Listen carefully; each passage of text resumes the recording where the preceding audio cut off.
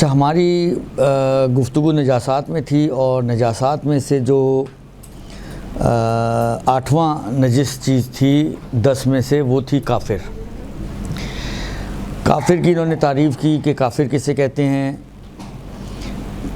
یعنی ایسا شخص کو جو یا تو کسی دین کو نہیں مانتا، یا دین کو مانتا ہے لیکن اسلام کے علاوہ کسی اور دین کو مانتا ہے، یا اسلام ہی کو مانتا ہے لیکن بعض ضروریات دین کا منکر ہے، جبکہ اس کا انکار جو ہے وہ پلٹتا ہو خدا یا رسول کی تکذیب کی طرف۔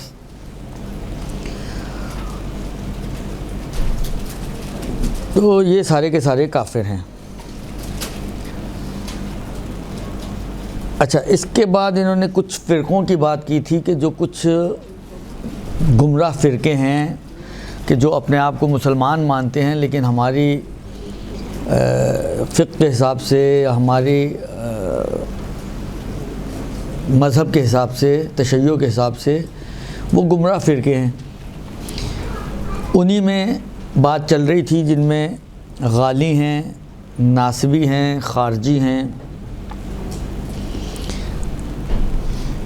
غالی کیا ہوتا ہے یہ بیان ہو چکا ہے، ناصبی کیا ہوتا ہے یہ بھی بتا دیا تھا، خوارج سے کیا مراد ہے یہ بھی بتا دیا تھا۔ یہ سارے کے سارے اگرچہ اپنے آپ کو مسلمان مانتے ہیں،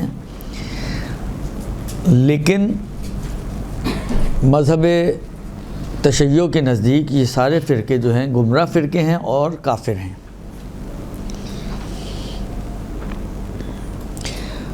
اس کے بعد جو آج کا مطلب ہے وہ یہ ہے کہ ایک بہت ہی موٹی تقسیم کے حساب سے کافروں کی 2 قسمیں کرتے ہیں، یا کافر ذمی ہے یا کافر حربی ہے۔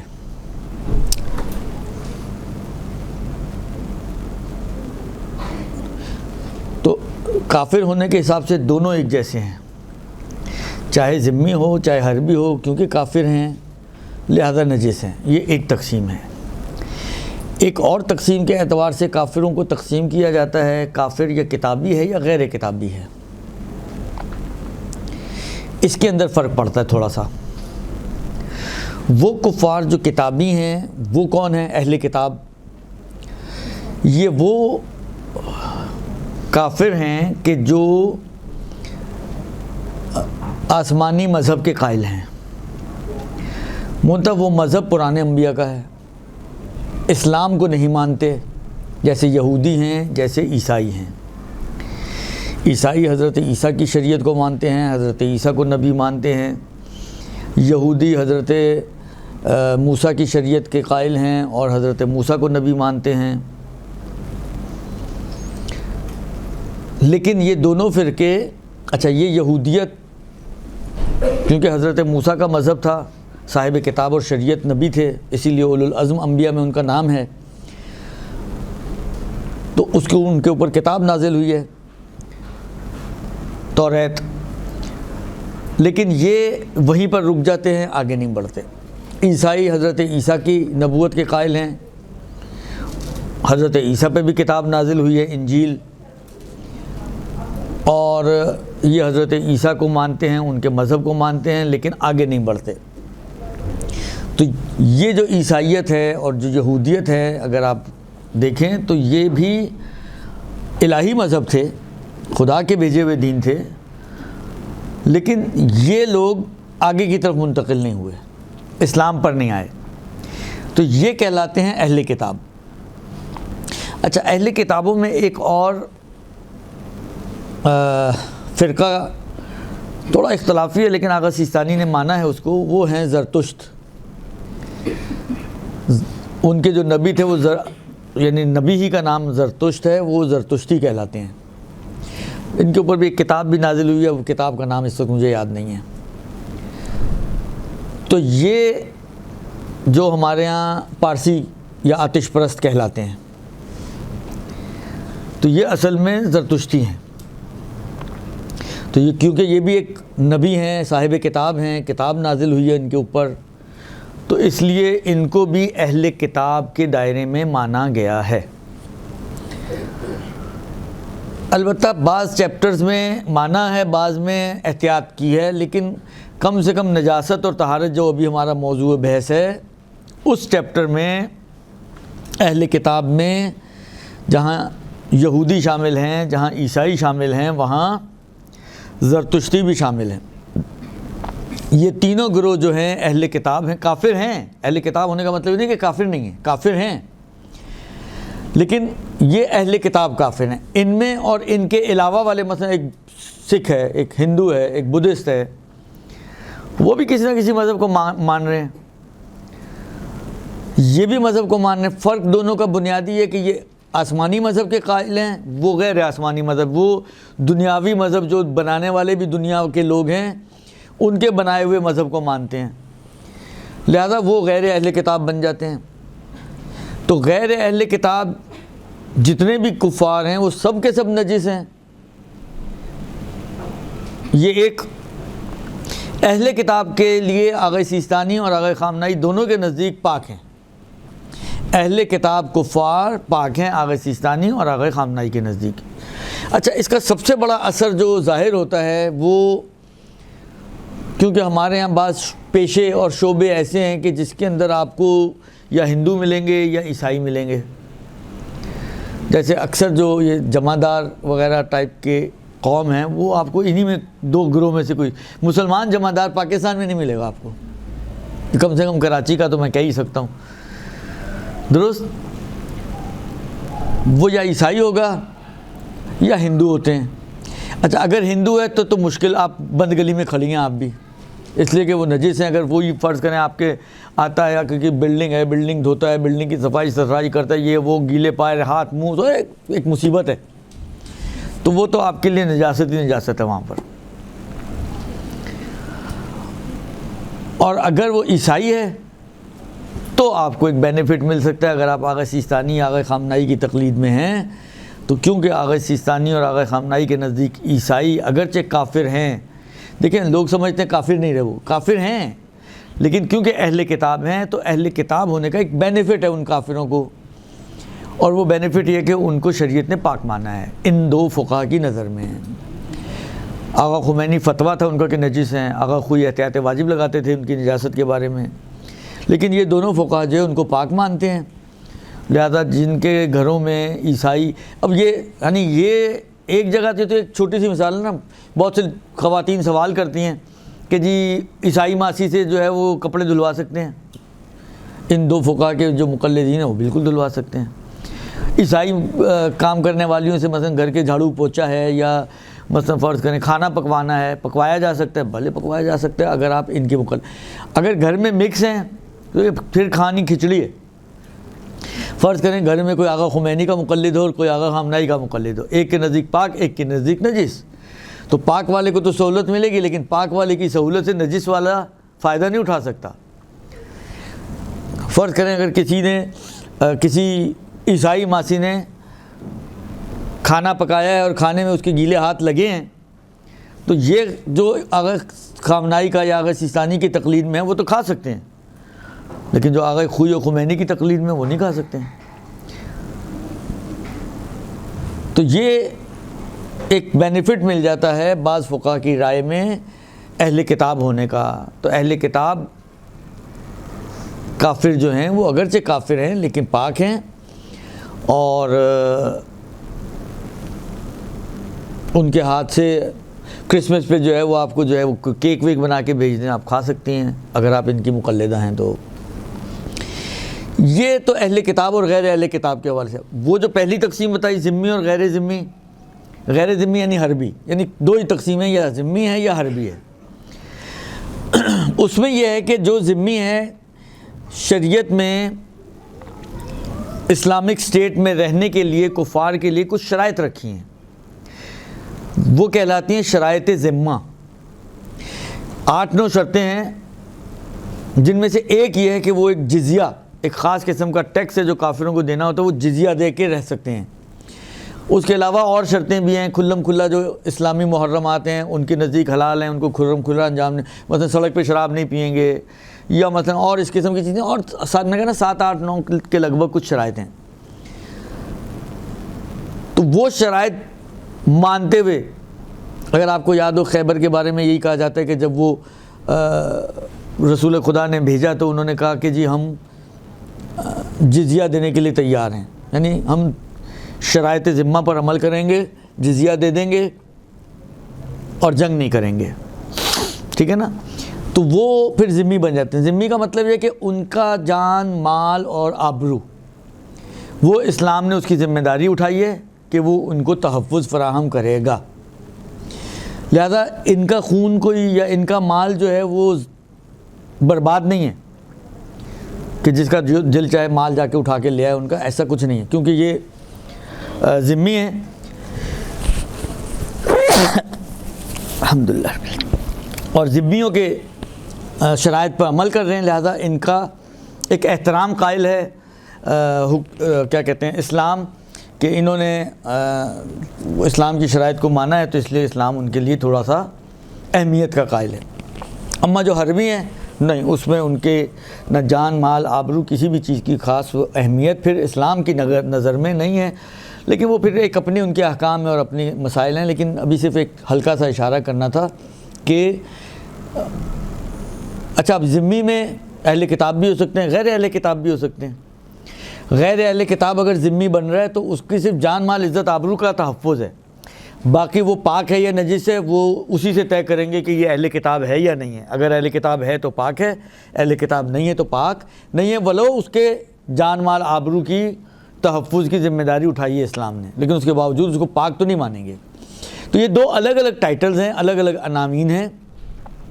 ان دونوں کے الگ الگ احکام میں یہ آپس میں مرج مت کیجیے گا کہ آپ کہیں کہ جی اس کا مطلب ہے ذمی ہے تو بس پاک ہی ہوگا ہمیشہ. نہیں، ہو سکتا ہے ذمی نجس والا ذمی ہو.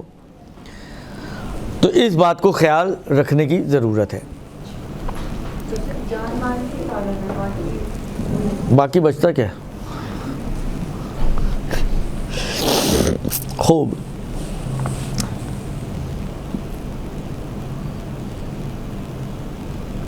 اچھا، 3 نجاستیں جو ان 8 نجاستوں میں سے گزر چکی ہیں، کہتے ہیں ان 3 نجاستوں میں تینوں ایک جیسے ایک لیول پر ہیں نجاست کے اعتبار سے. کتا، سور اور کافر، تینوں کی نجاست ایک جیسی ہے. بے این مانا کہ ان کی زندہ ہیں تب بھی نجس ہیں، مر جائیں تب بھی نجس ہیں. ان کے وہ اجزاء جن میں روح ہے وہ بھی نجس ہیں، ان کے وہ اجزاء جن میں روح نہیں ہے وہ بھی نجس ہیں. کچھ رطوبتیں انسان کے اندر مسلمان بھی ہو تو نجس ہیں، خون نجس ہے، پیشاب نجس ہے، منی نجس ہے، یہ تو ان میں نجس ہیں ہی ہیں. لیکن وہ رطوبتیں جو ایک مسلمان انسان میں پاک ہیں، پسینہ ہے، تھوک ہے، آنسو ہیں، وہ بھی نجس ہیں. یعنی یوں سمجھیں کہ کافر ہو یا کتا ہو یا سور ہو، سر کے بال سے لے کر پیر کے ناخن تک پورے کا پورا نجس، بلا استثناء. کوئی بھی چیز اس کی استثناء نہیں ہے نجاست کے اعتبار سے. البتہ یہ جو ابھی اوپر نواسب کا تذکرہ آیا کہ ناصب کون تھا، جو اہل بیت علیہ السلام سے عداوت رکھیں اور اس کا اظہار بھی کریں، ان کو ناصبی کہتے ہیں. ایک روایت کا جملہ ہے، مولا فرماتے ہیں کہ ان اللہ لم یخلق شیئا انجس من الکلب، خدا نے کتے سے بڑھ کر کسی بھی چیز کو نجس نہیں قرار دیا. جتنی بھی مخلوقات ہیں جن میں نجاستیں بھی ہیں، ان سب میں سب سے زیادہ جو نجس ہے وہ کتا ہے. لیکن والناسب لنا اہل البیت انجس منہ، جو ہم اہل بیت کی نسبت عداوت رکھتا ہے اور اظہار عداوت کرتا ہے، یعنی ناسبی ہے، وہ اس کتے سے بھی زیادہ نجس ہے. تو یہ بالآخر ایک وہ ویسے ہم نے تو کہا کہ وہ ہمارے حساب سے تو کافر ہیں، تو نجس ہیں ہی ہیں، کیونکہ یہ اہل کتاب میں بھی شامل نہیں ہوتے کہ آپ پاک مانیں ان کو، تو وہ نجس ہی ہیں. لیکن ان کی نجاست بقول امام معصوم کے کتے سے زیادہ ان کی نجاست ان کے اندر پائی جاتی ہے. اس کے بعد فرماتے ہیں کہ نویں چیز جو نجاسات میں شمار ہوتی ہے وہ ہے شراب. وہ شراب کے جس کو انگور سے بنایا جاتا ہے،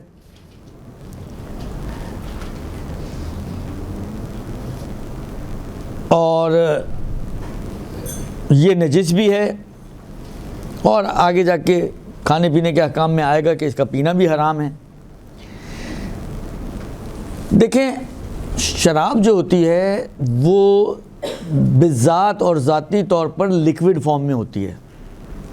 ظاہری بات ہے انگور کے رس سے بنتی ہے، تو وہ جب بنتی ہی ہے تو وہ بذات جو ہے وہ لیکوڈ فارم میں ہوتی ہے، تو یہ تو نجس ہے۔ لیکن اس کے علاوہ اور جتنی نشہ آور چیزیں ہیں، مثلا فرض کریں بعض ٹیبلٹس آتی ہیں، بعض پاؤڈر آتے ہیں، بوٹیاں آتی ہیں، پودے شودے، یہ ساری نشہ آور ہونے کے اعتبار سے ان کا استعمال تو حرام ہے، لیکن سوال یہ ہے کہ آیا مثلا فرض کریں ہیروئن جو یوز ہوتی ہے، آیا یہ نجس ہے یا پاک ہے؟ تو وہ پاک ہے۔ پھر اگین سب سے بڑی مشکل یہ ہوتی ہے جہاں لوگ پاک سنتے ہیں سمجھتے ہیں کھانا پینا بھی جائز ہو گیا۔ یہ الگ الگ چیپٹرز ہیں، میں پہلے بھی عرض کر چکا ہوں۔ اگر ہیروئن پاک ہے تو اس کا مطلب یہ نہیں ہے کہ اس کا استعمال بھی جائز ہے۔ یا فرض کریں کہ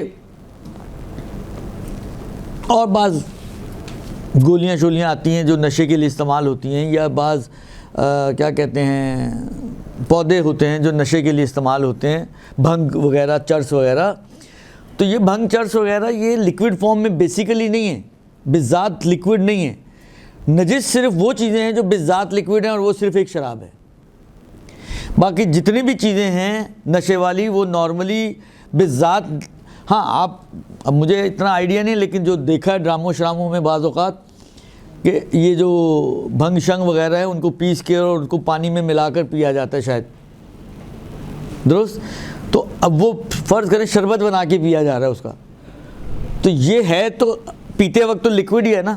جو چیز آپ کو نشہ دے رہی ہے یہ پئیں گے تو آپ ٹن ہو جائیں گے، درست؟ لیکن اس کے باوجود یہ پاک ہے، کیونکہ یہ بذات لیکوڈ نہیں ہے۔ جو چیز نجس ہے یہ وہ چیز ہے جو بذات لیکوڈ ہو، ٹھیک ہے نا؟ لہٰذا اس بات کو ذہن میں رکھیں کہ نجاست اور طہارت وہ دائر مدار ہے اس کے لیکوڈ ہونے پر جو صرف شراب ہے، اور وہ کیونکہ لیکوڈ فارم میں ہوتی ہے اس لیے وہ نجس بھی ہے اور پینا بھی حرام ہے۔ باقی چیزیں نجس نہیں ہیں لیکن پینا حرام ہے، ٹھیک ہے؟ اچھا، یہاں پر انہوں نے ایک مسئلہ دیا، وہ میں یہیں پر ہی آپ کی خدمت میں عرض کر دوں۔ دیکھیں، بعض اوقات آپ دوائیوں پر، بعض میڈیسنز پہ لکھا ہوا ہوتا ہے جی اس کے اندر الکوہل موجود ہے۔ اب یہ کون سا الکوہل ہے؟ اگر یہ شراب والا ہے تو ایک بات ہے، ورنہ نارملی جو ہوتا ہے یہ تقسیم کرتے ہیں صنعتی الکوہل یا طبی الکوہل۔ یہ صنعتی الکوہل جو اسپرٹ وغیرہ ٹائپ کی چیزیں ہوتی ہیں، یا طبی الکوہل جو یہ دوائیوں میں بعض اوقات ڈلتا ہے، یہ نجس نہیں ہیں، یہ وہ والے الکوہل نہیں ہیں، یہ نجس نہیں ہیں۔ لہٰذا یہ اگر اب جیسا بعض نے کہا ہے، سوالات میں بھی آغا سیستانی کی سائٹ پہ بھی موجود ہیں کہ یہ جو ہے آپ کا علامہ کی ہومیوپیتھ دوائیاں ہیں ان کے اندر الکوہل ڈلا ہوا ہوتا ہے، تو اس میں انہوں نے یہ کہا کہ اگر اتنی کم مقدار میں ہے، کیونکہ دیکھیں پھر وہی والی بات ہے، یہ پاک ہیں، پاک ہونے کا مطلب ہے کہ کھا سکتے ہیں۔ پھر ایک اگین مسئلہ ہے کہ ہر پاک چیز تو نہیں کھائی جائے، مٹی پاک ہے، کھا نہیں سکتا انسان، یہ چرس ہو، بھنگ ہو، یہ ساری چیزیں پاک ہیں، استعمال نہیں کر سکتا انسان، تو یہ پاک ہیں۔ یعنی اگر کسی دوائی میں ڈلی ہوئی تو دوائی نجس نہیں ہوئی آپ کی، لیکن آیا کھا سکتے ہیں یا نہیں کھا سکتے، اس میں آغا سیستانی نے یہ بیان کیا ہے کہ اگر اتنی کم مقدار ہے کہ وہ باقی جو چیزیں انگریڈینٹس اس کے ہیں اس کے اندر گھل مل کر بالکل ہی ختم ہو جائے، جیسے مثلا فرض کریں میرے خیال میں جو وہاں پر انہوں نے جو ریشو دیا 2% ہو اس کے اندر، مثلا ایک اتنی سی بوٹل کے اندر، تو وہ اس حد تک جائز ہے، پھر اس کو آپ کھا سکتے ہیں۔ کیونکہ دیکھیں استہلاک کی جہاں پہ بھی بات آتی ہے کہ گھل مل کے ختم ہو جائے، یہ اسی وقت ہو سکتا ہے کہ جب چیز کی مقدار کم ہو، وہ اللہ بڑی مقدار میں موجود ہو، تو وہ فرض کریں 50% الکوہل اس کے اندر ہے، تو وہ تو ایک پوری جو دوائی بن رہی ہے اس کا 50% تو الکوہل ہے، تو وہ گھل مل کے کبھی بھی ختم نہیں ہوگی۔ جب بھی گھل مل کے ختم ہونے کی بات ہوتی ہے تو اس کا مطلب یہ ہے کہ مقدار میں اتنی کم ہونی چاہیے کہ وہ واقعاً باقی چیزیں جو ہیں، جیسے مثلا خون کی بات آتی ہے، بعض اوقات کے گوشت کے اندر سے آپ پکا رہے ہیں، اس میں سے خون نکل رہا ہے، اندر کا خون پہلے آپ پڑھ چکے ہیں پاک ہے اپنی شرائط کے ساتھ، اب یہ سالن آپ کا نجس تو نہیں ہوا نا، لیکن خون کھا سکتے ہیں؟ نہیں کھا سکتے۔ اب کیا کریں؟ وہ اتنا پکائیں کہ یہ گھل مل کے ختم ہو جائے۔ تو اگر فرض کریں آدھی دیگچی اس کے اندر خون ہو تو کیسے گھل مل کے ختم ہوگا؟ الا یہ کہ آپ کہیں کہ ایویپوریٹ ہو گیا، جل گیا، اڑ گیا، وہ ایک الگ بحث ہے، تو نہیں بچا۔ لیکن گھل مل کر ختم ہونا یعنی اس کے اندر مکس اپ، اتنا مکس اپ ہو جائے، یا انڈے کی بات آتی ہے اتنا پھینٹیں کہ وہ گھل مل کے ختم ہو جائے، پھر کوئی کہے نہیں کہ اس کے اندر خون ہے، اگرچہ ہے اسی کے اندر ہی، اور جادو تو نہیں کر رہے نا آپ۔ پھینٹنے کا مطلب کوئی جادو کرنا تو نہیں کہ آپ نے پھینٹا تو خون اڑ کے کہیں اور چلا گیا، ہے تو اندر ہی لیکن ختم ہو گیا۔ یعنی غالب مقدار جو ہے وہ دوسری چیزوں کی ہے، ان کا غلبہ اس کے اوپر اتنا آ گیا کہ وہ گل مل کر ختم ہو گئے، تو اس کے لیے ضروری ہے کہ وہ بہت کم مقدار میں ہو تاکہ گھل مل کر ختم ہو سکے۔ اسی لیے انہوں نے بہت کم ریشو کہا ہے کہ اتنے فیصد تک ہو تو چل جائے گا۔ خوب، لہٰذا یہ اسپرٹ وغیرہ ہیں، یا پرفیوم کے اندر الکوہل ہوتا ہے، پرفیوم لوگ اسی لیے پریشان ہوتے ہیں کہ پرفیوم لگا کے نماز پڑھ سکتے ہیں؟ نہیں پڑھ سکتے ہیں۔ خاص طور پہ عطر لیا جاتا ہے کہ اس کے اندر الکوہل نہیں ہوتا، وہ کوئی مسئلہ نہیں، آپ پوری پرفیوم کی بوتل اپنے اوپر انڈیل لیں، کوئی مشکل نہیں ہے، اس لیے کوئی نجس تھوڑی ہے۔ وہ صنعتی الکوہلز ہیں، اور صنعتی الکوہل جو ہے وہ کبھی بھی نجس نہیں ہے، نہ آغا خوئی کی نظر میں ہے، نہ آغا سیستانی، نہ آغا خمینی، کسی کی بھی نظر میں، جو یہ 2-3-4 فقہا جو ہمارے مورد بحث آتے ہیں ان کی نظر میں یہ طبی اور صنعتی الکوہل جو ہے وہ نجس نہیں ہوتے ہیں، ٹھیک ہے جی۔ اس لیے فرض کریں اگر آپ کی کپڑوں کے اوپر پرفیوم لگی ہوئی ہے جس کے اندر الکوہل ہے تو نجس تو نہیں ہے نا آپ کا، مسئلہ اس سے تو ہو جب آپ نجس ہوں گے، جب نجس ہی نہیں ہوئے۔ اچھا، اب اس میں بھی استحلاق کی بھی ضرورت نہیں، کھا تو نہیں رہے آپ تو نماز پڑھ لیں، تو پوری بوٹل بھی اگر آپ نے انڈیل لی ہے تو بھی کوئی ایشو نہیں ہے۔ لہذا یہ مسئلے یہاں سے حل ہو جاتے ہیں۔ اچھا، ایک مسئلہ آتا ہے کہ انگور کا رس اگر اس میں جوش آ جائے تو بعض فقہا 2 چیزوں کے قائل ہیں، ایک یہ کہ یہ نجس بھی ہو جاتا ہے جوش آنے سے، اور دوسرا یہ کہ اس کا کھانا بھی حرام ہو جاتا ہے، ٹھیک ہے۔ لیکن آغا سیستانی آدھی بات مانتے ہیں۔ آغا فرماتے ہیں کہ اگر عصیر کہتے ہیں جوس کو، رس کو، عنب کہتے ہیں انگور کو، عصیر عنبی یعنی انگور کا رس، ٹھیک ہے نا۔ اس انگور کے رس میں اگر جوش آ جائے، چاہے خود بخود جوش آ گیا، مثلا انگور پڑے ہوئے تھے یا انگور کا رس آپ نے نکال کے رکھا ہوا تھا، اتنی شدید گرمی تھی کہ آپ نے دیکھا وہ بلبلے جوش آ رہا ہے اس کے اندر، اب آپ نے جوش دلایا نہیں، اس کو چولہے پہ رکھا نہیں ہے، سائیڈ میں پڑا ہوا تھا، گرمی کی شدت اتنی زیادہ تھی کہ اس شدت گرمی کی بنا پر اس کے اندر جوش آ گیا خود بخود، تب بھی یہ حکم ہوئی ہے، یا آپ نے اس کو اٹھا کے چولہے پہ رکھا اور چولہے پہ نیچے آگ جلائی اور آگ جلانے کی بنا پر اس کے اندر جوش آیا ہو، یا کسی اور وجہ سے اس کے اندر آپ نے کوئی چیز ڈالی جس کی وجہ سے اس کے اندر کوئی ایسڈ ڈالا جس کی وجہ سے اس میں جوش آ گیا۔ خلاصہ کلام یہ کہ انگور کے رس میں چاہے خود بخود، چاہے آگ کی وجہ سے، چاہے کسی اور وجہ سے اس میں جوش آ جائے تو آغا سیستانی فرماتے ہیں کہ یہ نجس نہیں ہوتا، نجاست کو نہیں مانا آغا نے نجاست کو نہیں مانا، کہتے ہیں نجس نہیں ہے، پاک ہے۔ اب پھر اگین سوال، پاک ہے تو استعمال کر سکتے ہیں، کھا سکتے ہیں، پی سکتے ہیں؟ کہتے ہیں نہیں، پینا حرام ہے پاک، لیکن اس کا پینا حرام ہے۔ کب پی سکتے ہیں؟ کہتے ہیں جب اس کو اتنا ابالا جائے کہ اس کا 2/3 جل جائے۔ مثلا فرض کریں 1 گلاس ہے، 2/3 اس کا جل جائے اور 1/3 باقی رہ جائے، تو یہ جو 1/3 باقی رہ گیا ہے آغا سیستانی کی نظر میں یہ اب حلال ہو جائے گا، اور جو نجس مانتے تھے ان کے نظر میں یہ پاک بھی ہو جائے گا، حلال بھی ہو جائے گا اور پاک بھی ہو جائے گا.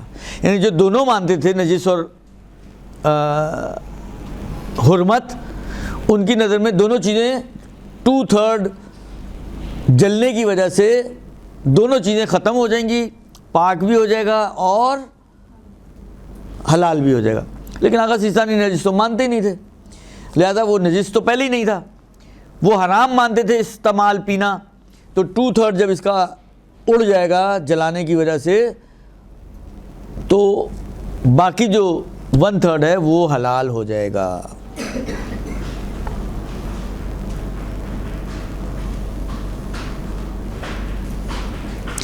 البتہ ایک چھوٹی سی شرط انہوں نے لگائی ہے کہ یہ حلال اس صورت میں ہوگا جب یہ طے نہ ہو جائے کہ یہ نشاور ہو چکا ہے.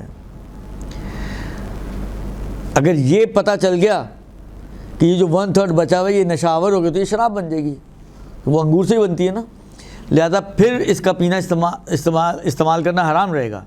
لیکن اگر یہ نہیں پتہ، ہمیں طے نہیں ہے ہمارے لیے، تو پھر اس صورت میں 1/3 جو بچ گیا ہے اس کا پینا حلال ہو جائے گا آپ کو، کہ آپ اس کو پی سکتے ہیں.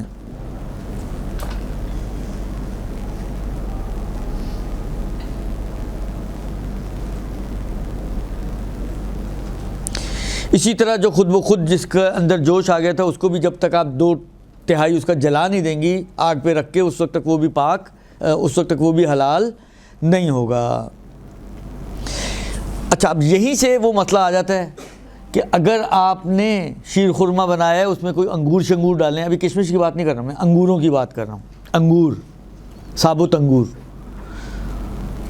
وہ کہیں ڈالنے ہیں کسی بھی ڈش میں، اور اس میں جوش آ جائے تو یہ انگور بھی نجس بعض کی نظر میں، البتہ آغا سیستانی کی نظر میں نجس تو نہیں ہوگا لیکن کھانا اس کا حرام ہو جائے گا. اب سوال یہاں پر جو پیدا ہوتا ہے وہ یہ پیدا ہوتا ہے، یہ تو ہو گیا چلیں جی انگور کا، لیکن اگر کشمش ہو، کشمش کس سے بنتی ہے؟ انگور سے بنتی ہے. اب اچھا، انگور تو میرا نہیں خیال کہ کوئی بھی نہ شیر خورمے میں ڈلتے ہیں اور نہ ہی کوئی حلوہ وغیرہ بنتا ہو یا کوئی زردہ وردہ بنتا ہو کسی چیز میں. ثابت انگور ہاں فروٹ چاٹ میں ضرور بنتے ہیں لیکن اس کو جوش نہیں دیا جاتا، اس کو تو فریج میں رکھا جاتا ہے تاکہ تھوڑی ٹھنڈی ہو جائے. تو نارملی یہ مسئلہ انگوروں میں کم پیش آتا ہے، الا ان کے وہی والی بات ہے، انگور آپ نے خود انگور رکھے ہوئے تھے، گرمی زیادہ تھی، ان کے اندر خود ہی جوش آ گیا، وہ ایک الگ بحث ہے. اب کشمش کا مسئلہ ہے، کشمش انگور سے بنتی ہے، تو سوال یہ ہے کہ اگر یہ کشمش شیر خورمہ میں ڈال کے ابالی جائے، اس کشمش کو دم دیتے وقت آپ نے زردے میں ڈال دیا، حلوے میں ڈال دیا، تو آیا یہ کشمش کھانا حرام ہو جائے گا؟ کیونکہ یہ انگور ہی سے بنی ہوئی ہے. کہتے ہیں نہیں، انگور جب تک انگور ہے تو اس کا وہ حکم ہے. اب انگور نے اپنی اگر فارم چینج کر لی اور وہ فارم چینج ہو کے انگور کشمش بن گیا، منقع بن گیا، کچھ بھی بن گیا، تو اس کے احکام اپنے ہیں. کیونکہ جو چیز روایتوں میں آئی ہے وہ انگور کا لفظ استعمال ہوا ہے، اور کوئی بھی کشمش کو دیکھیں یہ انگور تھا. کوئی بھی انسان، اتنے سارے انسان میرے سامنے بیٹھے ہوئے ہیں، آپ میں سے کون اس بات کا قائل ہے کہ یہ کشمش ابھی بھی انگور ہے؟ کوئی بھی انگور نہیں کہتا اس کو. آپ کریانے کی دکان پہ جا کے اس کو بولیں انگور دے دو، کہے گا غلط جگہ پہ ابھی باہر ریڑیاں کھڑی ہوئی ہیں فروٹ کی، اس سے جا کے لو. آپ کہیں وہ تمہارے پاس بھی تو پڑا ہوا ہے، وہ کہے گا اماں جی اس کو انگور نہیں بولتے، اس کو کشمش بولتے ہیں. تو کوئی بھی اس کو انگور نہیں مانتا، لہذا اس کے احکام وہ والے نہیں ہیں. لہذا اگر آپ نے شیر خورمہ میں ڈال کے ابال لیا، حلوے میں ڈال دیا، زردے میں ڈال دیا، جس میں مرضی ڈال دیا آپ نے، اور اس کو جوش آ گیا وہ ابال دیا، تو اس میں کوئی مشکل نہیں ہے، اس کو استعمال کرنے میں کوئی حرج نہیں ہے. نہ یہ نجس ہے، نہ یہ حرام ہے، پاک بھی ہے اور حلال بھی ہے. کھائیں پئیں عیش کریں، جان بنائیں. اسی طریقے سے کھجور کا جو شیرہ ہے اس کا بھی یہی مسئلہ ہے. وہ بھی کھجور ہے، کیونکہ بعض اوقات شراب جو ہے وہ کھجور کے رس سے بھی بنتی ہے. کیا کہتے ہیں اس کو؟ نبیذ کا نام شاید سنا ہوگا آپ لوگوں نے. تاریخ کے بہت بعض کردار ہیں جو بڑے شوق سے پیا کرتے تھے نبیز، وہ شاید کھجور سے بنتی ہے جو مجھے اب یاد پڑ رہا ہے. تو نبیز کا بھی کہتے ہیں یہی حکم ہے کشمش والا، کہ نبیز یعنی شیرہ جو ہے اس کا نبیز کہہ رہا ہوں، کھجور کا جو عصیر ہے، شیرہ ہے، اس کے اندر اگر جوش آ جائے یا وہ کسی چیز میں ڈال دیں جس کے اندر جوش آ جائے تو اس میں کوئی مشکل نہیں ہے، اس کو استعمال کیا جا سکتا ہے، اس کو کھایا جا سکتا ہے، نہ نجس ہے نہ حرام ہے. خوب، اس کے بعد فرماتے ہیں کہ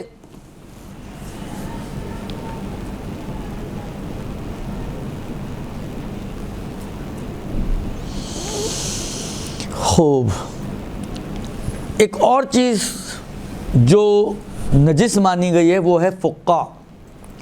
فقہ جس کو آپ کہتے ہیں جو کی شراب. دیکھیں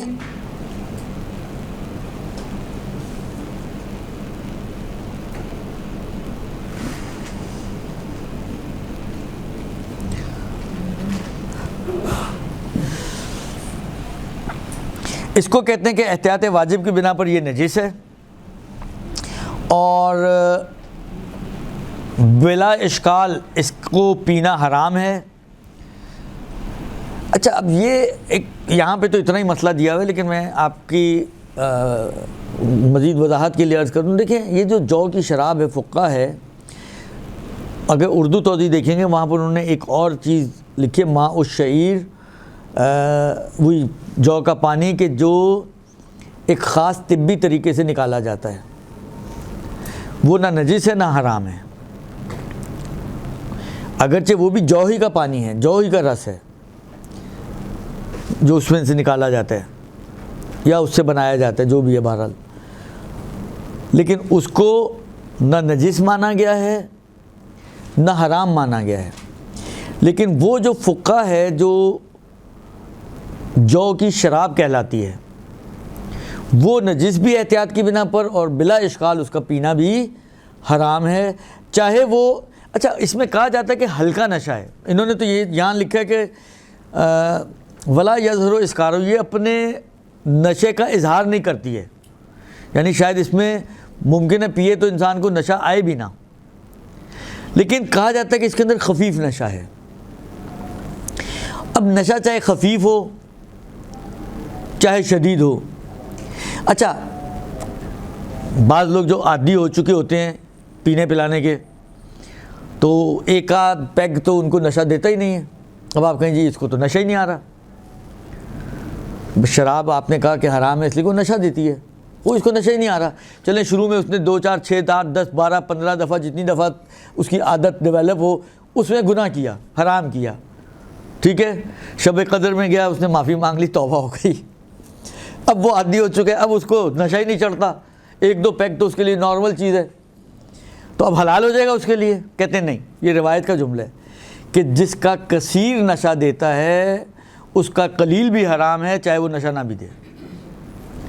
اگر یہ 2 پیگ پیتا ہے نشہ نہیں آتا لیکن 4 پیے گا تو نشہ آئے گا، تو اس کا مطلب ہے یہ نشے والی چیز ہے، تو یہ اس کے لیے 2 کیا آدھا پیگ بھی جو ہے وہ حرام ہو جائے گا. بولو آپ کہیں کہ اس کو نشہ نہیں آ رہا تو نہ آئے، لیکن کیونکہ یہ وہ چیز ہے کہ جس کے اندر بالآخر نشہ ہے، کیونکہ اگر زیادہ پیے گا تو حتماً اس کو نشہ آئے گا، لہذا یہ حرام ہو جائے گا. تو اس اعتبار سے فقہ کو کہا جاتا ہے اس کے اندر خفیف نشہ موجود ہے، اس لیے اس کو بھی حرام اور احتیاط کی بنا پر نجس مانا گیا ہے. آخری چیز جو نجاسات میں 10ویں نجاست ہے جس کو آغا سیستانی نے نجس مانا ہے، وہ ہے ایک تو یہ کہ اچھا عنوان جب آتا ہے، آپ توضیح بھی اٹھا کے دیکھیں گے، آپ لکھا ہوا ہوگا نجاست کھانے والے حیوان کا پسینہ. اب نجاست بھی میں ٹائٹل کے اندر، نیچے مسائل میں وہاں مینشن ہے، لیکن ٹائٹل کے اندر نہ نجاست مینشن ہے نہ حیوان مینشن ہے. تو ٹائٹل کو دیکھیں تو لگتا ہے کوئی بھی نجاست کوئی بھی حیوان، جبکہ ایسا نہیں ہے. نجاست بھی معین ہے اور حیوان بھی معین ہے. یہ اونٹ کے لیے مسئلہ ہے. اگرچہ نجاست کھانے سے، اگر حلال گوشت جانور نجاست کھانے کا، نجاست سے مراد ہے انسانی نجاست، فضلہ پاخانہ، انسانی پاخانہ، اگر کوئی حیوان، کوئی بھی حیوان ہو، یہ انسانی نجاست کھانے کا عادی ہو جائے تو وہ اگر حلال گوشت ہے تو حرام گوشت بن جائے گا، اس کا کھانا حرام ہو جائے گا جب تک کہ اس کا استبراء نہ کیا جائے، درست؟ لیکن پسینہ وسینہ اس کا نجس نہیں ہوگا۔ جیسے بلی ہے، حرام گوشت جانور ہے نا، لیکن نجس تو نہیں ہے نا، کتے کی طرح تو نہیں ہے، لہٰذا بلی کا پسینہ کیا ہے؟ پاک ہے۔ تو حرام گوشت ہونے کا مطلب ہمیشہ یہ نہیں ہوتا کہ اس کا پسینہ نجس ہی ہونا چاہیے۔ کتے اور سور کے علاوہ جتنے بھی جانور ہیں، ایک طرف کتا سور سائیڈ میں کر دیں، ایک طرف یہ جو آپ کے کھانے والے جانور ہیں، گائے ہے، بھیڑ ہے، بکری ہے، ہرن ہے، نمی دنم اونٹ ہے، گھوڑا گدھا خچر بھی فقہا کی نظر میں حلال گوشت جانور ہیں، اور جتنے بھی حلال گوشت جانور ہیں ان کو الگ کر دیں۔ ایک حلال گوشت جانوروں کی کیٹیگری فرض کریں 15 جانور ہیں تو 15 کو ایک سائیڈ میں کر دیں، نجس جانوروں کی کیٹیگری 2 ہیں، ان دونوں کو سائیڈ میں کر دیں، یہ 17 جانور کو چھوڑ دیں، باقی جتنے بھی جانور ہیں سب حرام گوشت بن جائیں گے، لیکن سب کا پسینہ پاک ہے، سب کے آنسو پاک ہیں، سب کے ناک کا پانی پاک ہے، سب کی تھوک پاک ہے۔ حرام گوشت ہونے کا مطلب یہ نہیں ہے کہ سارے جو رطوبتیں ہیں ان کی وہ ساری نجس ہو جائیں، وہ رطوبتیں اپنی جگہ پہ پاک ہیں، ہاں جو نجس والی ہیں وہ سبھی کی نجس ہیں، اس میں پھر حلال گوشت اور حرام گوشت کا، خیر حلال گوشت کا ایک اثر تو ہے بعض رطوبتوں میں، پیشاب و پاخانہ میں اگر آپ کو یاد ہو جو گزر چکا ہے، ہاں خون میں منی میں کوئی اثر نہیں ہے، وہ صرف اس میں خون جہندہ ہونا معتبر تھا۔ تو کہتے ہیں کہ وہ اونٹ کے جو انسانی فضلہ کھانے کا عادی ہو جائے، البتہ اس میں تو آقا کا فتویٰ ہے کہ اس کا پسینہ نجس ہے، البتہ انہوں نے کہا کہ احتیاط واجب کی بنا پر ہر حیوان کے جو انسانی فضلہ کھانے کا عادی ہو جائے وہ بھی احتیاط کی بنا پر نجس ہے، بس چاہے اونٹ ہو چاہے غیر اونٹ ہو، ٹھیک ہے نا؟ اب حلال گوشت ہو یا حرام گوشت ہو، کوئی بھی حیوان اگر انسانی فضلہ کھانے کا عادی ہو جائے تو اونٹ میں فتویٰ ہے کہ اس کا پسینہ نجس ہے، اور غیر اونٹ میں احتیاط لازم کی بنا پر اس کا پسینہ نجس ہے، یہ احتیاط واجب کی بنا پر۔ اچھا، اسی طرح ایک اور مسئلہ آتا ہے کہ اگر کوئی شخص حرام سے جنب ہو جائے، کسی نے خدا نخواستہ زنا انجام دیا، اس سے ظاہری بات ہے جنب ہو گئے، اب ان کو پسینہ ہے، تو یہ جو جنب کا پسینہ ہے جو حرام سے جنب ہو رہا ہے، بعض فقہا نے اس کو نجس بھی مانا ہے اور بعض فقہا نے اس میں نماز کو بھی صحیح نہیں مانا ہے، لیکن آغا سیستانی کہتے ہیں کہ یہ جو حرام سے جنب ہونے والے کا جو پسینہ ہے وہ پاک بھی ہے اور اس میں نماز بھی جائز ہے، اگرچہ احتیاط مستحب یہ ہے کہ بعض صورتوں میں اس پسینے سے اجتناب کیا جائے۔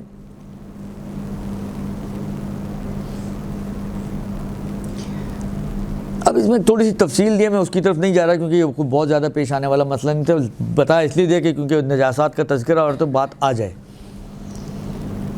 اچھا، یہ تو ایک بات ہو گئی، یہاں تک کا ہمارا مسئلہ نجاسات کا تھا، نجاسات پورے ہو گئے 10 کے 10 آپ کی خدمت میں بیان کر دیے، ٹھیک ہے۔ ان 10 چیزوں کے علاوہ آغا سیستانی کی نظر میں دنیا کی کوئی اور چیز بذات جو ہے وہ نجس نہیں ہے، باقی جتنی بھی چیزیں ہیں آغا سیستانی کے نظریے کے حساب سے ذاتی طور پہ وہ سب پاک ہیں، ہاں ان کے اوپر نجاست آ سکتی ہے، جیسے پہلے بھی میں نے مثالیں آپ کی خدمت میں دی ہیں۔ اب اگلا جو ٹاپک ہے وہ اسی حوالے سے ہے کہ ایک پاک چیز نجس کیسے ہوتی ہے، ایک پاک چیز نجس کیسے ہوتی ہے۔ دیکھیں جو اصل قاعدہ ہے، ایک آدھ جگہ آغا سیستانی نے احتیاط واجب لگائی ہے، میں ابھی اس کو فوکس نہیں کر رہا ہوں، ابھی اس کو چھوڑتے ہوئے بات کر رہا ہوں، لیکن جو اصل قاعدہ اور اصل قانون ہے، دیکھیں مثلا فرض کریں کتا نجس ہے، یہ اس کی نجاست آگے کی طرف کب جائے گی؟ یعنی یہ نجاست آگے کب بڑھے گی؟ تو ہمارے پاس دو اینگل ہیں بات کرنے کے، دو اسپیکٹ سے ہم بات کر سکتے ہیں. ایک تو یہ کہ عین نجس ہے پہلی چیز ہماری، اور ہم کہتے ہیں کہ یہ عین نجس آگے اگر بڑھتی ہے تو کب تک بڑھ سکتی ہے، یا آگے والی چیز کو چاہے ہم ایک ہی حد تک رکھیں، بھی واسطوں کی بات نہ کریں، چلیں چھوڑ دیں فعلاً. ابھی ہم یہ بات کرنا چاہ رہے ہیں کہ یہ کتا مثلاً میرے ہاتھ کو کب نجس کرے گا. میں نے کتے پہ ہاتھ پھیرا، ہاتھ میرا نجس ہو گیا صرف اس لیے کہ میں نے کتے کو ٹچ کیا ہے، یا نہیں؟ اس کے نجس ہونے کے لیے کچھ شرائط ہیں، کچھ کنڈیشنز ہیں. جب وہ شرائط اور کنڈیشنز فلفل ہوں گی تو میرا ہاتھ نجس ہوگا، نہیں ہوں گی تو میرا ہاتھ، اگرچہ کتے کو میں نے پوری اچھے طریقے سے ہاتھ پھیرا اس کے اوپر، لیکن اس کے باوجود میرا ہاتھ نجس نہیں ہوگا. کہتے ہیں کہ نجاست، اس کو کہتے ہیں نجاست کا سرایت کرنا. نجاست کا سرایت کرنا یعنی نجاست کا آگے بڑھنا. کہتے ہیں نجاست سرایت کرنے کے لیے دو اہم شرطیں ہیں. جب تک یہ دونوں شرطیں پوری نہیں ہوں گی اس وقت تک نجاست آگے سرایت نہیں کرتی ہے، الا ایک آدھ جگہ پر آغا سیستانی نے احتیاط واجب لگا کر کہا کہ وہاں پہ بھی ہو جائے گی اگرچہ شرط پوری نہیں بھی ہو رہی. میں پھر بول رہا ہوں، میں ابھی اس ایک جگہ کی بات نہیں کر رہا ہوں، ابھی اس سے ہٹ کر بات کر رہا ہوں. یعنی سمجھیں یہ وہ قاعدہ ہے کہ جس کو سارے فقہا نے مانا ہے. آغا سیستانی نے ایک جگہ پہ ایکسیپشنلی شرط پوری نہ ہونے کے باوجود مانا ہے، وہ بھی احتیاط لگائی ہے کہ اس کو احتیاطاً آپ نجس ہی مان لو، وہ بعد میں آئے گی. لیکن اصل قاعدہ یہ ہے کہ جب دو شرطیں پوری ہوتی ہیں تو ایک پاک چیز دوسری نجس چیز کی وجہ سے نجس ہوتی ہے. وہ دو شرطیں کیا ہیں؟ پہلی ہے کہ دونوں آپس میں ملیں، ملاقات ہو دونوں کی. اچھا ایک ملاقات، اب آج میری آپ سب سے ملاقات ہوئی ہے، دور دور والی ملاقات ہوتی ہے، یہ کہ ٹچ ہوں ایک دوسرے کو. یہاں پر جو ملاقات کی جو یہ بات کرتے ہیں وہ مراد ان کی یہ ہے کہ مثلا میرا ہاتھ دور سے ہی میں نے کتے کے اوپر پھیرا تو 100 سال بھی پھیرتا رہوں، کتا گیلا ہو خشک ہو، ہاتھ گیلا ہو خشک ہو، کچھ نہیں ہوگا، یہ پاک ہی رہے گا. درست؟ تو میرے ہاتھ کی اس کتے کے ساتھ ملاقات ہو، یعنی میرا ہاتھ کتے کے اوپر ٹچ ہو تو اس کی نجاست کی بات آئے گی. ٹچ نہیں ہو رہا تو اس کی نجاست کی بات آئے گی نہیں. یہ ایک چیز. دوسری شرط یہ ہے کہ دونوں میں سے کوئی ایک چیز، یا میرا ہاتھ یا کتا، دونوں میں سے کوئی ایک چیز اتنی تری رکھتے ہوں کہ تری خشک چیز کی طرف ٹرانسفر ہو سکے. میرا ہاتھ گیلا ہے، کتا خشک ہے، لیکن ہاتھ اتنا گیلا ہے کہ اگر میں نے ہاتھ پھیرا تو کتا گیلا ہو گیا. کتا اتنا گیلا ہے کہ جب میں نے کتے پہ ہاتھ پھیرا اگرچہ میرا ہاتھ خشک تھا لیکن میرا ہاتھ گیلا ہو گیا، تو میرا ہاتھ نجس ہوگا ان دونوں صورتوں میں. لیکن جس بعض اوقات میں نے مثال دی ہے کہ آپ ہاتھ دھوتے ہیں ٹاول سے خشک کریں، ایک نمی ٹائپ کی چیز ہوتی ہے. اب یہ اگر آپ نے کتے کے اوپر پھیری ہاتھ تو نہ کتا گیلا ہوا، یا کتے کے اوپر اگر اتنی ہلکی سی نمی ٹائپ کی چیز ہو اور آپ نے اس کے اوپر خشک ہاتھ پھیرا تو آپ کے ہاتھ پہ کوئی رطوبت نہیں آئی تو آپ کا ہاتھ نجس نہیں ہوگا. اب یہ ہم نے کتے کی مثال دی ہے، الا 10 کی 10 نجاستوں کا. کافر سے آپ نے ہاتھ ملایا، اس کا ہاتھ بھی خشک، آپ کا ہاتھ بھی خشک، آپ کا ہاتھ نجس نہیں ہوگا. لیکن یا آپ کا ہاتھ یا اس کا ہاتھ اتنا تر ہو کہ جب آپ نے ہاتھ ملایا، ہاتھ ہٹایا تو آپ کا ہاتھ گیلا ہو گیا، تو آپ کا ہاتھ نجس ہوگا. البتہ اہل کتاب اگر یہ نہ ہو تو، کیونکہ اس کو تو پاک مانتے ہیں. درست؟ خون کو ٹچ کریں گے آپ کا ہاتھ نجس ہوگا. اگر مثلا جمع ہوا خون ہے لیکن آپ کا ہاتھ گیلا تھا، آپ نے ٹچ کیا، وہ جمع ہوا خون بھی اوپری سطح اس کی گیلی ہو گئی، آپ کا ہاتھ نجس ہو جائے گا. چاہے آپ کہیں خون تو لگا ہی نہیں ہاتھ کو، نہ لگاؤ لیکن رطوبت تو آپ کی ٹرانسفر ہو گئی نا. یا آپ کا ہاتھ خشک تھا، خون گیلا تھا، آپ نے ٹچ کیا، آپ کا ہاتھ پہ خون لگ گیا تو خون آٹومیٹکلی آپ کا ہاتھ نجس ہو جائے گا. کوئی بھی نجاست ہو، قاعدہ یہی ہے کہ دو کام ہونے چاہیے، ملاقات بھی ہو اور رطوبت بھی ٹرانسفر ہو. اب پہلے بھی اگر آپ کو یاد ہو میں نے آپ لوگوں کے ساتھ محنت کی تھی اگر آپ کو یاد ہو کہاں پر یہ جو پیشاب و پخانے کی بات آئی تھی، میں نے کہا تھا دو چیزیں مل کر موضوع بن رہی ہوں تو دونوں کا ہونا ضروری ہے، ایک ہو ایک نہ ہو تو کام نہیں بنے گا۔ یہاں پر بھی دو چیزیں ہیں، ملاقات بھی ہو اور تری بھی ہو تو نجاست کا حکم آئے گا۔ لہذا ملاقات ہے تری نہیں ہے، تری ہے ملاقات نہیں ہے، تو نجاست کا حکم نہیں آئے گا۔ یہاں تک کلیئر ہو گئی بات، سمجھ میں آ گئی بات؟ اب ایک چھوٹی سی آغا سیستانی نے اگر یہاں پر بیان کی ہو تو میں آپ کی خدمت میں وہ بھی عرض کر دوں۔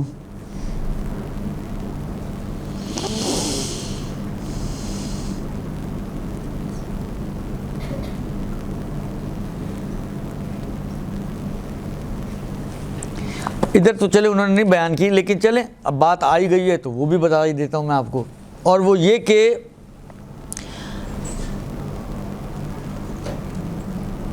مثلا ایک پانی کا حوض ہے، ٹھیک ہے، پانی کا ایک حوض ہے، اس کے پاس کتا مرا پڑا ہے، یا کوئی کتا کیا بکرا مرا پڑا ہے جو طبیعی موت مرا ہے، ذبح نہیں ہوا ہوا، تو یہ مردار ہے نا۔ اب اس کی بو، اب حوض یہاں پر ہے، کتا یہاں پر ہے، پڑوس میں ہے،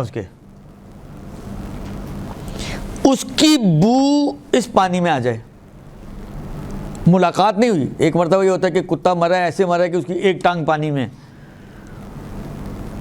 اور پھر وہ 2-4 دن مرے ہوئے ہو گئے تو اس نے بدبو چھوڑ دی، اور اس کی ٹانگ کیونکہ پانی میں ہے تو اس کنیکشن کی وجہ سے اس پانی میں بھی بدبو چلی گئی، تو یہ تو قطعاً نجس ہے کیونکہ دونوں شرطیں پوری ہو رہی ہیں۔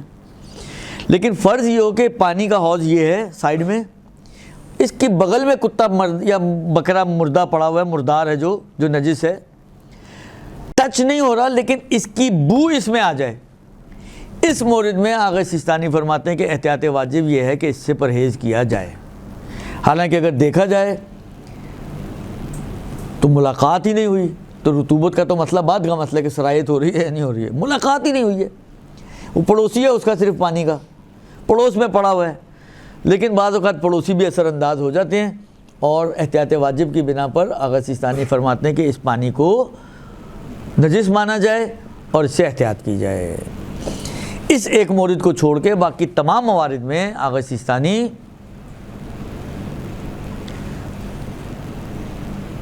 نجاست کے قائل ہے۔ اچھا ایک اور چیز میرے ذہن میں آ گئی، وہ بھی چلیں، وہاں پہ بھی احتیاط ہی ہے البتہ۔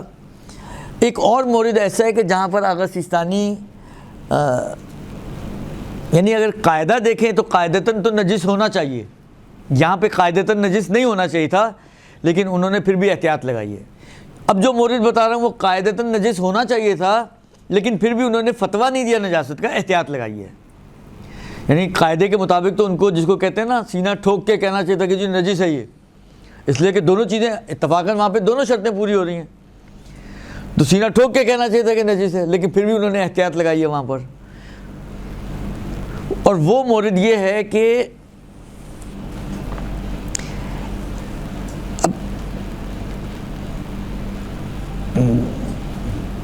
پانی کے احکام ہم نے پڑھے کیا؟ نہیں پڑھے نا۔ پانی کے احکام میں ایک مسئلہ آتا ہے کہ قلیل پانی نجاست سے ملتے ہی نجس ہو جاتا ہے، اس میں رنگ بو ذائقہ بدلنے کی کوئی شرط نہیں ہے۔ اسی طریقے سے مضاف پانی بھی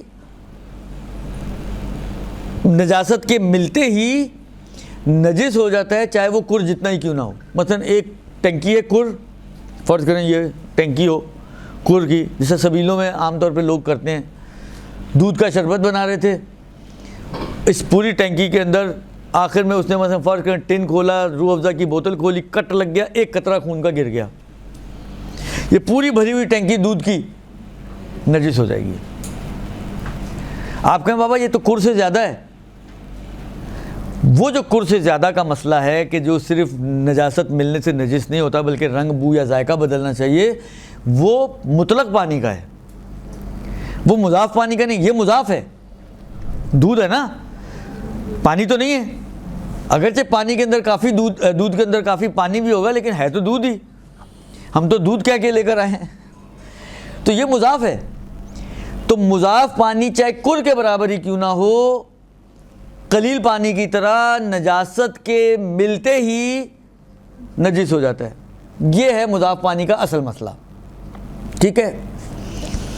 لیکن آغا سیستانی فرماتے ہیں کہ ایک بہت بڑا حوض ہو, جسے فرض کریں اس کمرے جتنا حوض, یا اس سے بھی ڈبل کر دیں آپ, جتنا یہ پورا ہال ہے اس کو 2 برابر 3 برابر 4 برابر جتنا آپ بڑا بنا سکیں بنا لیں اپنے ذہن میں, اور اس کو دودھ سے بھر دیں.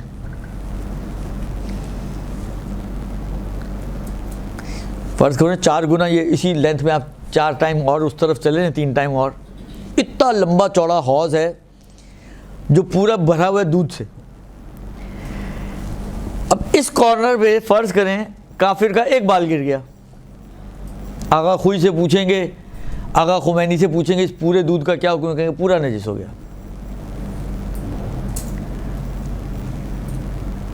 کئی کر دودھ ہے اس کے اندر, کیونکہ مضاف ہے تو مضاف کا قاعدہ یہی ہے, اتنی سی نجاست بھی گرے گی اس میں رنگ بو ذائقہ تبدیل ہونے کی شرط ہی نہیں ہے, تو پورے کا پورا یہ 4 گنا برابر حوض دودھ کا ایک کافر کے بال سے پورا نجس ہو جائے گا. آغا سیستانی کہتے ہیں کہ یہاں پر اگر نجاست گرے اور اس کونے والا دودھ بھی نجس ہو جائے, اس میں اشکال ہے. اس مورد میں انہوں نے تھوڑا سا اشکال کا مطلب یہ کہ نجس تو مان رہے ہیں لیکن فتویٰ نہیں دے رہے نجاست کا, یعنی ان کو ڈاؤٹ ہے اس کے نجس ہونے میں. کہتے ہیں اس لیے کہ یہ اگرچہ متصل ہے لیکن اتنا فاصلے پر ہے کہ نہیں کہلائے گا کہ وہ والا حصہ نجاست سے ملاقات کیے ہے.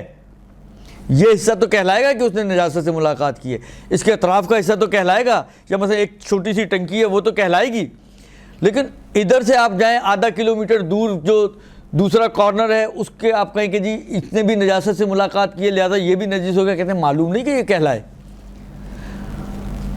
تو کیونکہ ایک چھوٹا سا تردد ہے ان کے ذہن میں, لہذا انہوں نے اپنی گردن پہ تو نہیں لیا, لہذا کہتے ہیں احتیاط واجب کی بنا پر اس کو نجس مانا جائے, ورنہ شاید اگر آپ جا کے تھوڑا سا ان سے بات چیت کریں تو وہ کہیں پاک ہے. ان کی باتوں سے ایسا لگتا ہے کہ وہ احتیاط واجب ہے, دیگر احتیاط واجب میں رجوع کریں گے, اور کسی فقری نے جو اس کو پاک نہیں مانا. تو عملی طور پہ کوئی اتنا اثر نہیں ہے ہمارے لیے, اس لیے کہ احتیاط واجب میں رجوع کر کے آپ آگے بھی جائیں گے تو وہ آگے نجس کہنے والے ہیں. پاک کہنے والی اتنی جرت آغا سیستانی نے نہیں کی, جن کو لگ رہا ہے کہ مشکل ہے سارا, تو جو ویسے ہی قائل ہیں تو وہ کہاں سے جرت دکھائیں گے آپ کو. لہٰذا عملاً کوئی فرق نہیں پڑے گا, لیکن یہ چیزیں بتاتی ہیں کہ بالآخر کچھ کیل و قال ہے اس کے اندر, کہ وہی والی بات ہے نا, آپ خود سوچیں ایک آدھا کلومیٹر ادھر کافر کا بال گرا ہے اور آدھا کلومیٹر ادھر جا کے آپ کہیں یار یہ پورا ہی نجس ہو گیا, تو ذرا تھوڑا سا ہضم کرنا. یعنی بات اچھی کہی آغا سیستانی نے, لیکن اب فتویٰ دیا ہوتا تو کیا ہی بات تھی, لیکن وہ تو دیا نہیں انہوں نے. تو یہ سمجھے ایک طرح سے 2 موارد ایسے ہیں کہ جہاں پر قاعدے سے برعکس انہوں نے باتیں اگرچہ ایک میں کہی نہیں ہیں, لیکن احتیاط لگانے کا مطلب یہ ہے کہ ان کے دل و دماغ میں کچھ اور چل رہا ہے, لیکن کیونکہ اپنی گردن پر نہیں لینا چاہ رہے تھے, کیونکہ سارے لوگ مشہور فقہا اس بات کے قائل ہیں کہ وہ پاک نہیں رہتا, تو اس لیے انہوں نے احتیاط لگا کے اپنی گردن تو بچا لی, لیکن بظاہر ایسا لگتا ہے کہ وہ اس کو نجس مانتے نہیں ہوں گے. فتویٰ نہیں ہے ان کا, ہاں پتہ چلے آپ نیا فتویٰ آج آغا سیستانی کا مشہور کر دیں, وہ بھی میرے نام سے, یہ کام مت کیجیے گا. درست.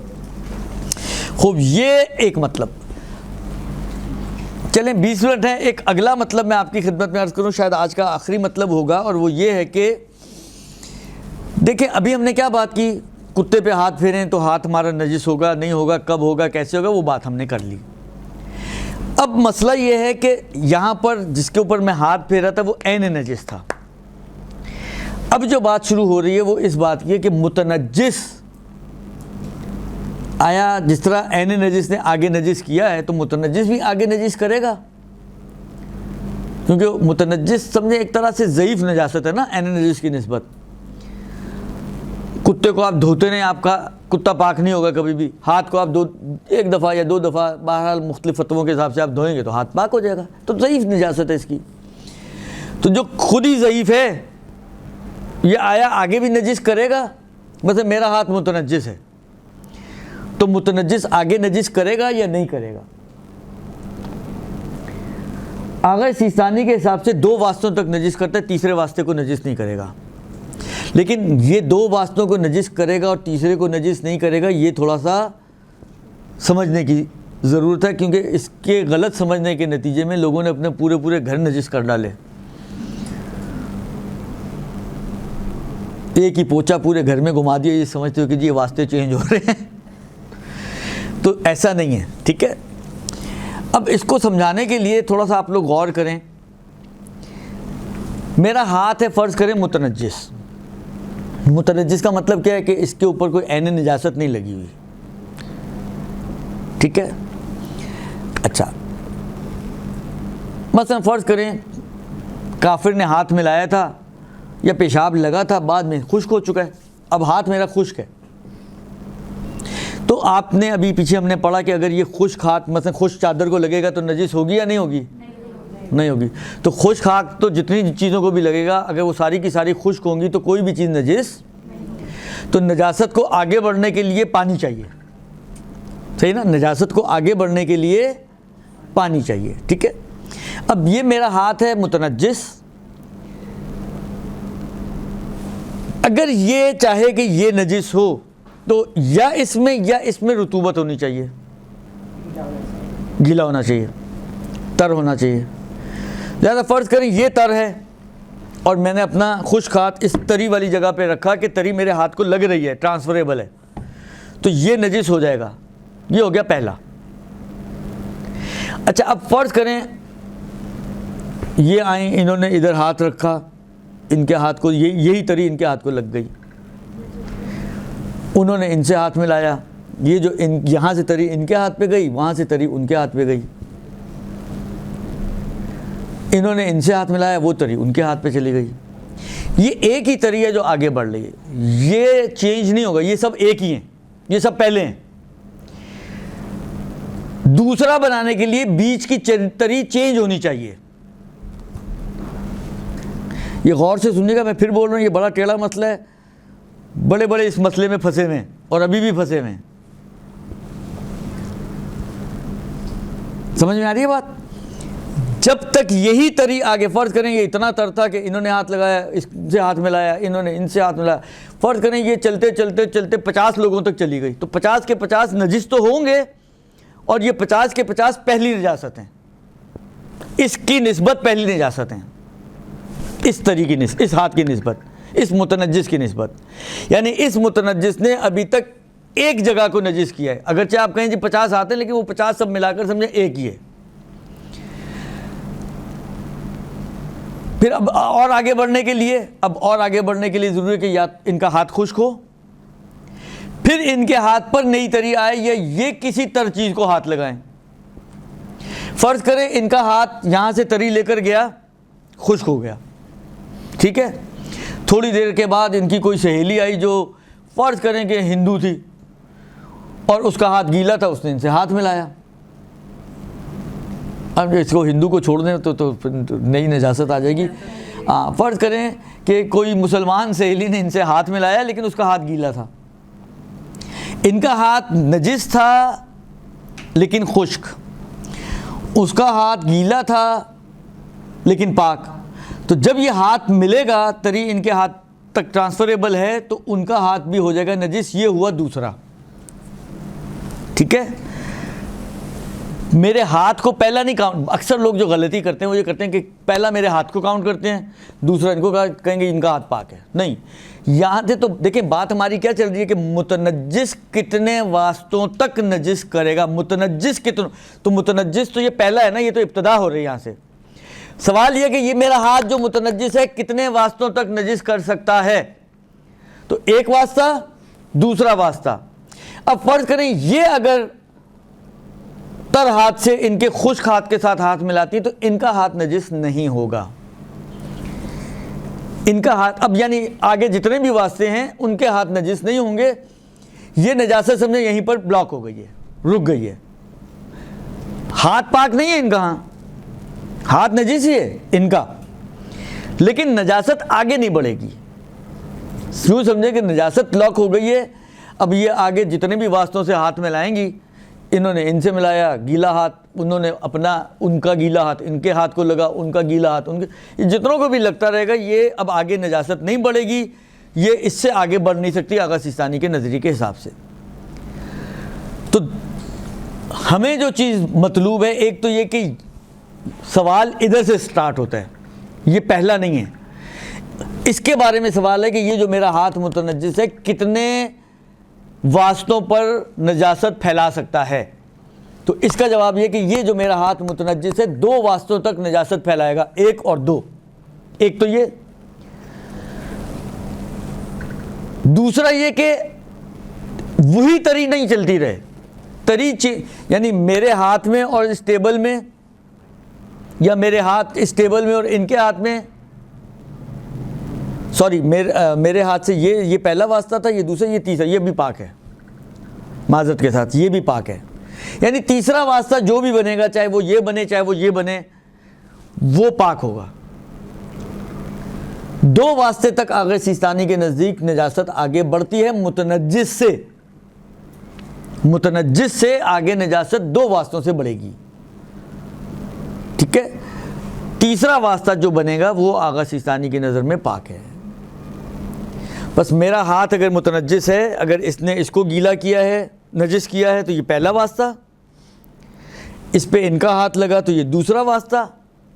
اب اگر یہ ان سے ہاتھ ملاتی ہیں اور درمیان میں اس کے اور ان کے درمیان تری چینج ہے، ان کے اور ان کے درمیان تری چینج ہے، تو یہ تو ہاتھ ان کا نجس ہے لیکن ان کا ہاتھ نجس نہیں ہوگا۔ اب مجھے نہیں معلوم کتنوں کی سمجھ میں آیا، کتنوں کی، ہاں چاہے گیلا ہی کیوں نہ ہو، کتنوں کی سمجھ میں نہیں آیا۔ دیکھیں یہ تو آپ کہہ رہی ہیں نا آیا ہے، یہ تو جب آپ امتحان کی کسوٹی سے گزریں گی تو پتہ چلے گا کہ کتنوں کی سمجھ میں آیا ہے، ٹھیک ہے۔ اب دیکھیں انہوں نے جو دیا ہے وہ میں آپ کی خدمت میں پڑھ کے سنا دیتا ہوں ایک دفعہ۔ کہتے ہیں کہ بھلے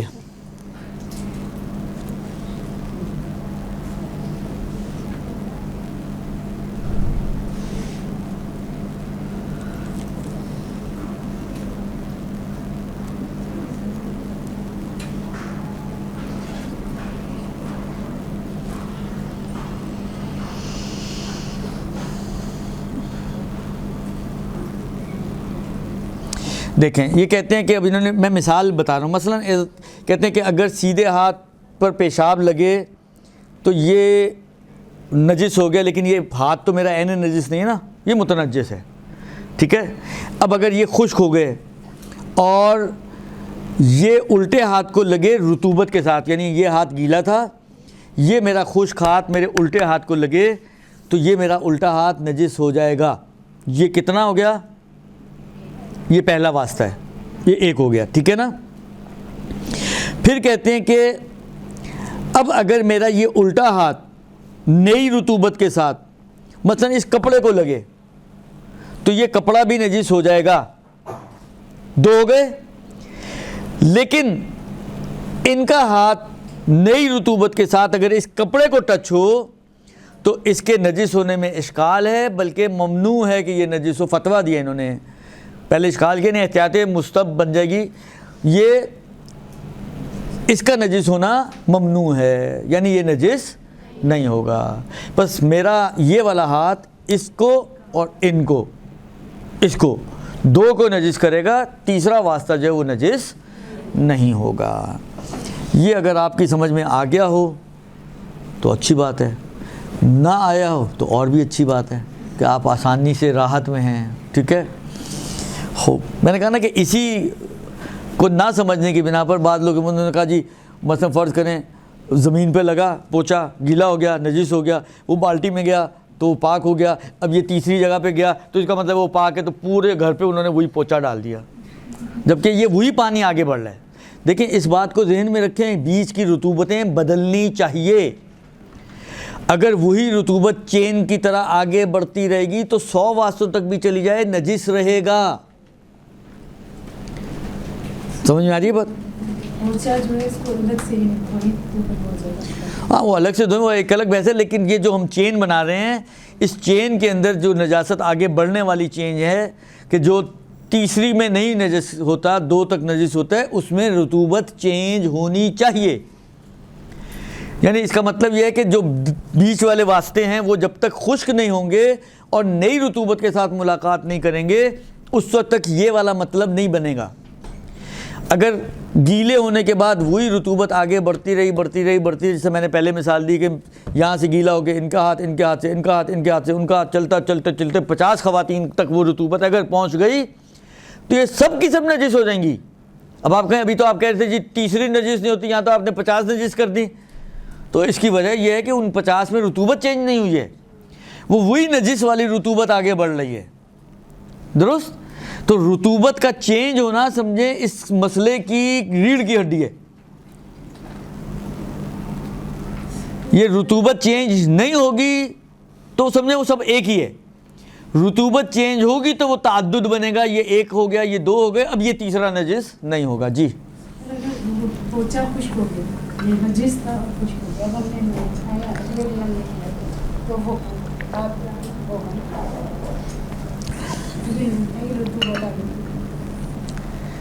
مسئلہ میں نے سمجھا دیا نا آپ کو. اس کو اس طرح سے آپ اپلائی کیجئے گا اپنے گھر پر، ٹھیک ہے. ابھی میں ایک ایک کے پوچے کو اگر لے کے بیٹھوں گا نا تو یہاں 50 پوچے کھل جائیں گے. درست؟ ارے وہی تری چل رہی ہے نا، لیکن اتنی نمی تو نہیں ہوتی ہے نا. آپ خلاف فرض نہیں، میں کہہ رہا ہوں بالفرض اگر یہ 50 تک جائے گی، اگر نمی بہت کم ہوگی بھائی اگر ہے ہی نہیں تو پھر تو ختم ہو گئی نا کہانی. میں اسی لیے بار بار کہہ رہا ہوں آپ لوگ غور سے دھیان سے سنتے نہیں ہیں. جو میں جملے بولتا ہوں نا سوچ کے بولتا ہوں، اس میں کچھ نہ کچھ چھپا ہوا ہوتا ہے، اس کو آپ پکڑنے کی کوشش کریں. کہ یہ جو میں بار بار کہہ رہا ہوں کہ بالفرض اگر وہی تری آگے بڑھتی رہے، وہ بالفرض ظاہری بات ہے، مجھے بھی پتہ 50 تک نہیں جائے گی، لیکن بالفرض اگر چلتی رہے، کوئی برکت پڑ گئی اس تری کے اندر، آپ کا ہاتھ کوئی معجزانہ ہاتھ بن گیا. حالا فرض المحال لیس بمحال، فرض محال تو محال نہیں ہوتا نا، فرض محال کو تو فرض کیا جا سکتا ہے. تو اسی فرض محال کے باب سے اگر ان کی بابرکت ہاتھ سے وہ تری آگے بڑھتے بڑھتے 50 لوگوں تک پہنچ گئی تو وہ ایک ہی تری ہے. وہ یہ 50 نہیں کہلائیں گے، یہ سب ملا کر ایک ہیں، یہ پہلا واسطہ ہے.